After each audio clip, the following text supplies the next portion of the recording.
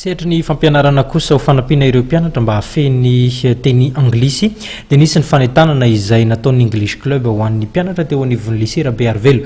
Ity club ity moa dia nanambara fa tsy afa-miala amin'ny vanim-potoana iainana amin'izao fotoana izao tsony ny fahaizana amin'ny teny anglisy. Ho fanatsarana ny fahaizana amin'ny teny anglisy dia isy ny fampianarana maimaimpoana izay atao amin'ny English Club ho an'ireo mpianatra amin'ny lisea Rabearivelo. Ka ora resaky ny mianatra no anatanterahana izany ary ka fanazavana azo mpampianatra tompona andraikitra amin'ity fampianarana ity teny ity. Maimaimpoana avokoa araka izany ny fampianarana. Zay dia hanao fanentanana ny ankizy mpianatra atao amin'ny lisea Rabearivelo mba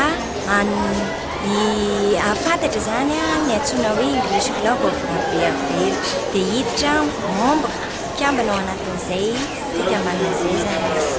Activité parascolaire aloha zany le English Club of Rabearivelo dia ao anatin'io amin'ny maha-parascolaire azy tsy ao anatin'le niveau hoe fianarana le izy aloha fa activité manana tanjona dia ny tanjona indrindra zany dia hoe fanatsarana ny fampianarana ny teny anglisy mba ahafahan'le izy hoe mahita fahafinaretana izy ary koa mahazo an'le tanjona ho tratrarina.